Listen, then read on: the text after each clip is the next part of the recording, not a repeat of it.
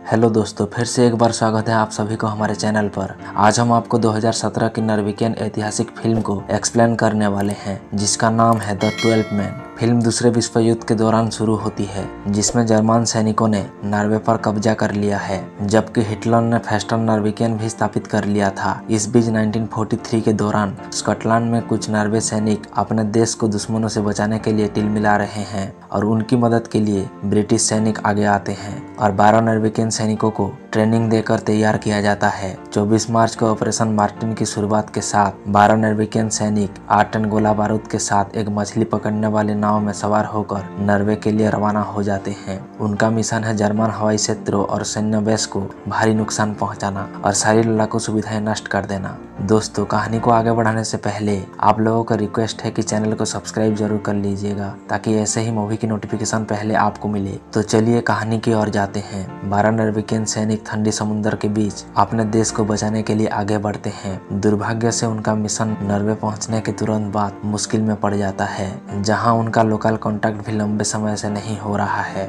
उसके कारण जर्मनों के प्रति सहानुभूति रखने वाले लोग उनके आने की खबर जर्मनों को दे देते हैं। इसीलिए नॉर्वेजियन सैनिक किनारे पर पहुंचे इससे पहले ही उनकी पोत को उड़ा दिया जाता है। सारे सैनिक किनारे की ओर भागते हैं और सबको जर्मनों द्वारा पकड़ लिया जाता है और किस्मत से जॉन और पेयर नाम का 2 सैनिक किनारे पर एक पत्थर के पीछे छिप जाते हैं। लेकिन जॉन अचानक से अपने दलों को जर्मनों के हाथे मरते हुए देख उनमें से एक आदमी को गोली मार देता है, पर पेयर को एक जर्मन सैनिक देख लेता है और उन्हें भी बाकी नॉर्वेजियन के पास खड़ा कर देता है। जॉन अपने कमरेड को दूर जाता हुआ देख के अचानक उसका आखिरी संदेश मिलता है, जो उसे ये सुनिश्चित करने के लिए याद दिलाता है कि उनका मिशन व्यर्थ नहीं होना चाहिए। इसी बीच एक जर्मन सैनिक को किनारे पर एक ब्रीफकेस मिलता है और इसे वो कर्नल वाल्थर को दे देता है। उसके बाद वो नॉर्वेजियन सैनिकों को पूछता है कि इस बैग के अंदर क्या है। वो लोग कहते हैं कि इसके बारे में उन्हें कुछ भी नहीं पता। इसी बीच वाल्थर जॉन को उनसे दूर भागता हुआ देखता है, पर दौड़ते दौड़ते जॉन के पैर में गोली लग जाती है। फिर भी वो भागने में सफल रहता है। आगे जाकर अपने जूते निकालकर जहाँ गोली लगी थी वहाँ मोजे से बांध देता है। बाद में वो ऊपर सूरज की रोशनी देखता है। इससे पता चलता है कि जर्मन वारशिप ने नॉर्वेजियन की मछली पकड़ने वाली बोट को ढूंढ लिया है। इसीलिए जॉन इनसे छुपने के लिए शून्य से नीचे तापमान वाली पानी में उतर जाता है। अब जॉन कांपता हुआ चल रहा था, क्योंकि उसके खुद पर लगा पानी अब बर्फ बनने लगा था और यहाँ पर स्थानीय लोग इसकी मदद के लिए आगे आते हैं और अपनी जान जोखिम में डालकर जॉन को जर्मनों से छिपाने में मदद करते हैं। जॉन को एक गर्म कमरे में रखा जाता है, जहाँ कमरे में एक लड़का आता है। जॉन उसे ट्रम्सिया जाने के रास्ते के बारे में पूछता है। इसी बीच बाकी नॉर्वेजियन सैनिकों को ट्रम्सिया में ले जाया जाता है। वहाँ कॉट नाम का ऑफिसर उस ब्रीफकेस को खोलने के लिए आता है, जो जर्मन सैनिकों को उस किनारे में मिला था। जैसे ही वो दस्तावेज दिखाता है, वहाँ अपने आदमियों को इनके अंदर के दस्तावेज को अनुवाद करने के लिए कहता है। इससे पता चलता है कि नॉर्वेजियन 12 थे। फिर कैदियों की गिनती करने पर वो अचानक 12वें आदमी के ठिकाने के बारे में, जो जॉन है, कर्नल इसके लिए पाल्थर के क्षेत्रों को हर घर की तलाशी लेने और चिकित्सा विज्ञान वाले लोगों पर ध्यान केंद्रित करने के लिए आदेश देता है, ये मानते हुए कि जॉन अभी भी जिंदा है। दूसरी ओर जॉन उस लड़की की मदद से नाव में सवार होकर ट्रम्सिया तक पहुंच जाता है। वहाँ एक ओल्ड लेडी उसका पैर ठीक करने में उसकी मदद करती है और वो जॉन को हॉस्पिटल ले जाने के लिए कहती है। तभी जॉन अपना नक्शा निकालता है और ताई से आगे जाने का रास्ता पूछता है। ताई उसे अपने बेटे के पास जाने के लिए कहती है। दुर्भाग्य से जॉन की खोज करते समय नॉर्वेजियन सैनिक की पूछताछ के दौरान इनमें से 2 लोग जर्मन सैनिकों की टॉर्चर से मर जाते हैं। दूसरी ओर कर्नल यह साबित करता है कि जॉन ठंडे पानी से बचकर निकल गया है, क्योंकि वो खुद को 20 मिनट से अधिक समय तक समुद्र के ठंडे पानी में रख सकता है। यहाँ जॉन अगली मदद के लिए ताई के बेटे कहरन के पास पहुँचता है। तभी कहरन उस पर बंदूक तान देता है। जॉन उसे खुलासा करता है कि वो जर्मनों के हाथों से बच गया है और अपने दलों को बचाने वाला है। यहाँ कहरन की वाइफ गुडरन एक हॉस्पिटल में नर्स है। जॉन के यात्रा के दौरान ठीक से चलने के लिए उसकी चोट को ठीक करने में मदद करती है। थोड़ी देर के बाद जॉन ट्रम्सिया के लिए पैदल चल देता है। जाने से पहले जॉन गुडरन को उनके साथियों के बारे में पूछता है। गुडरन बिना किसी हिचकिचाहट के कहती है कि जर्मनों ने तुम्हारे गुप्त दस्तावेजों को ढूंढ लिया है और नॉर्वे में रहने वाले लोगों को सामूहिक रूप से गिरफ्तार करना शुरू कर दिया है और उनको मारने लगे हैं। थोड़ी देर के बाद गुडरन की बेटी मार्गरेट को बताते हुए जॉन अपनी दस्तावेज को बदल देता है। वो अब अपने साथी सैनिकों को भगाने में मदद नहीं कर पाएगा। इसीलिए जॉन स्वीडन की ओर जाने की मन बनाता है और वो वहां पहुंचने से खुद को सुरक्षित कर लेगा। रात के समय नॉर्वेजियन सैनिकों को एक जगह पर ले जाया जाता है। सबको लाइन में खड़े कर दिया जाता है। दूसरी ओर वाल्थर ये कहकर कट का मजाक उड़ाने का प्रयास करता है कि 12वां आदमी पहले से ही मर चुका है और रिचर्ड मुख्य सुरक्षा कार्यालय में रिपोर्ट देने के लिए उससे संपर्क कर रहा है। फिर भी कट ये मानने के लिए तैयार नहीं है कि जॉन मर गया है और यहाँ बाकी नॉर्वेजियन सैनिकों को मार दिया जाता है। अगले दिन जॉन अपने अगले पड़ाव एडम स्मिथ के घर पहुँचता है, जो कि एक स्थानीय मछुआरा है। जॉन को अपनी नाव में बिठाकर स्वीडन की ओर जाने में मदद करता है। जॉन को एक बैग, स्की, गर्म कपड़े और खाना बैग में भर के देता है और जर्मनों से बचते हुए स्वीडन कैसे पहुंचेगा इसके बारे में वो चर्चा करता है। एडम बात करते समय वो जॉन को कर्टस्टेड नाम का एक पेशेवर जर्मन सैनिकों से सावधान रहने के लिए कहता है, जो ये अभी भी मानता है कि जॉन जीवित है और उसे ये भी कहता है कि इससे पहले कोई भी इसे बच नहीं पाया है। इसीलिए अगर जॉन स्वीडन पहुंच जाता है तो ये कट के लिए बड़ी हार होगी। इस बीच कट अंत में स्वीकार करता है कि उन्होंने 12 नॉर्वेजियन सैनिकों को पकड़कर मार दिया है और अपनी जवानों को लेटर टाइप करने के लिए और जितनी जल्दी हो सके बर्निल भेजने के लिए आदेश देता है। थोड़ी देर के बाद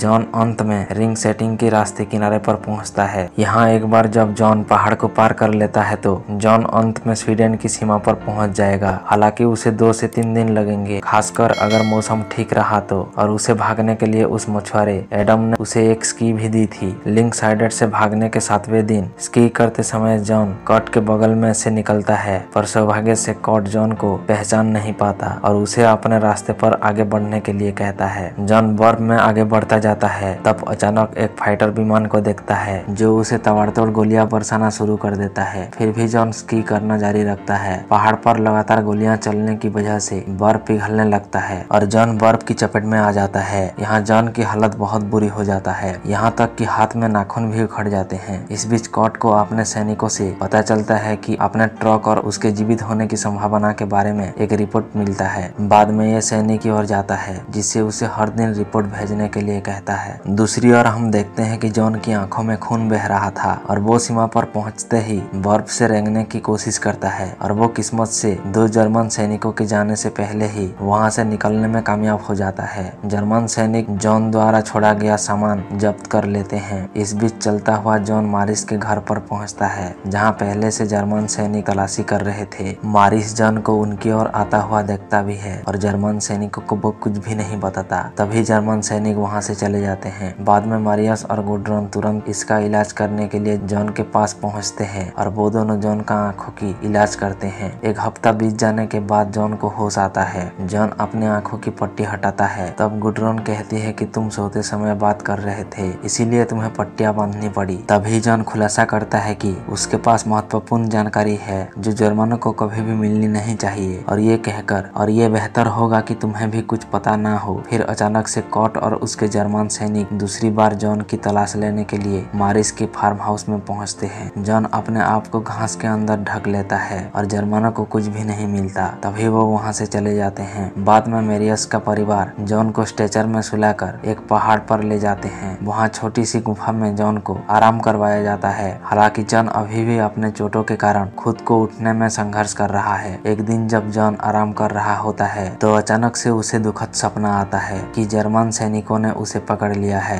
और अचानक से उठ जाता है। वो धीरे धीरे दरवाजा खुलता है और देखता है कि बाहर कोई है कि नहीं। हालांकि ऐसा लगता है कि जैसे उसका सपना उसके साथ खेल रहा है, क्योंकि वो बार बार अलग अलग बुरी सपने से जागता रहता है। एक दिन जॉन अपने पैर की उंगली को देखता है जो कि बहुत बुरी हालत हुई थी। तभी वो उस उंगली को अपने हाथों से काट देता है ताकि उसे दर्द कम हो। 26वें दिन मेरियस के आदमी उसे स्वीडन ले जाने की तरीके के बारे में बताते हैं। वो लोग एक छोटा सा स्टेज तैयार करते हैं और जॉन को मंडिलियन पॉइंट तक पहुंचाने में उसकी मदद करते हैं, जहां पर दूसरे लोग मिलेंगे जो उसे सीमा पार करवाएंगे। जॉन को भारी जहमत के बाद मंडलन पहुंचा दिया जाता है, लेकिन दुर्भाग्य से मंडलन के सीमा पार करवाने वाले जॉन को नहीं मिल पाते। पर जॉन को अब वापस घर भी नहीं लाया जा सकता, क्योंकि वहां पर और भी खतरा बढ़ जाएगा। इसीलिए मारियस एक बड़े चट्टान के पीछे जॉन को छुपा देती है और कहती है कि तुम्हें जो लड़के लेने आएंगे उसका कोड कोड होगा हेलो जेंटलमैन। एक दिन मंडेलन पार करवाने वाले लड़कों में से एक लड़का मारियस को बताता है कि उन्होंने जॉन को बहुत ही खोजने की कोशिश की पर वो हमें नहीं मिला। तभी मारियस और गुडरन उसे ढूंढते हुए उस पत्थर के पास पहुंचते हैं। फिर वो देखते हैं कि जॉन मर चुका है। तभी जॉन अचानक से सांस लेता है। तभी उसका तुरंत इलाज किया जाता है। जर्मनों से बचने के लिए 26वें दिन मंडेलन के लड़के एक चट्टान पर पहुंचते हैं, लेकिन वहां पर तूफान आ जाता है। इसीलिए वो लोग एक गुफा में पहुंच जाते हैं और वहां पर वो सारे लोग जॉन को देखते हैं और उसे बचाते हैं। तभी जॉन आराम करते समय डॉक्टर अचानक जॉन के पैर को ठीक करने के लिए आता है। अपनी चोट का इलाज करवाते समय जॉन नॉर्वेगियन सैनिकों की कहानी कहता है कि जर्मन सैनिकों को उनकी फिशिंग बोट के बारे में पहले से ही पता चल चुका था, इसीलिए वो उन पर फायरिंग कर देते हैं। इसीलिए वो अपनी नाव में रखे गोला बारूद को नष्ट करके पानी में कूद जाता है, पर उसके अलावा जर्मनों से कोई नहीं बच सका। फिर कुछ स्थानीय लोग सावधानी से हर दिन जॉन को खिलाने के लिए गुफा में आते जाते रहते हैं, क्योंकि जॉन को बर्फ पिघलने का इंतजार करना है ताकि मंडेलन के लड़के उसे स्वीडन ले जा सके। बाद में जॉन पूछता है कि उसे स्लेश पर कैसे खींचेंगे, इसीलिए मिको कहता है कि तुम्हें यकीन नहीं है कि हम कितने मजबूत हैं। तभी मिको को एक आइडिया आता है कि जर्मनों द्वारा जॉन को पकड़ लिया जाए, इससे पहले उसे सीमा पार करवाना होगा। गुफा में जीवित रहते 39वें दिन मिको अंत में जॉन को बाहर निकालता है और उसे एक स्लेश पर लेटाता है और उसे एक भागती हुई रेंडियर से स्लेश को रस्सी से बांध देता है ताकि वो स्वीडन जल्दी पहुंच सके। इधर कट को मंडेलन के तट पर जॉन को छिपाने वाले लोगों का पता चलता है। वो गुडरन और मारियस को टॉर्चर करना शुरू कर देता है ताकि जॉन को रोका जा सके। इधर जॉन से गलती से रेंडियर पर बंधी रस्सी छूट जाती है, जिसे उसकी स्लेश खुल जाती है और बर्फ के मैदान के बीचों बीच वो रुक जाता है, जहाँ पर उसे जर्मन सैनिक अपने निशाने पर लेते हैं। तभी जॉन खुद की गन से ऊपर हवा में फायर करता है और तभी रेंडियर वहाँ से जोर से भागने लगता है। तभी जॉन उसका फायदा उठाकर साथ में जुड़ी रस्सी को मजबूती से पकड़ लेता है और स्वीडन की सीमा को पार कर लेता है, जबकि कॉट 12 नॉर्वेगियन सैनिकों को पाने की अपने मिशन में नाकामयाब रहता है। इसीलिए हिटलर द्वारा उसे फांसी दी जाती है। फिर 3 महीने बाद जॉन मेजर को अपने गुप्त दस्तावेज दिखाता है और नॉर्वेगियन को ट्रेनिंग देना जारी रखता है तब तक कि नॉर्विक आजाद ना हो जाए। और इसी के साथ ये कहानी खत्म होती है। तो दोस्तों, अगर कहानी आपको अच्छी लगी है तो चैनल को सब्सक्राइब जरूर करें और ज्यादा से ज्यादा लोगों को शेयर करें। धन्यवाद।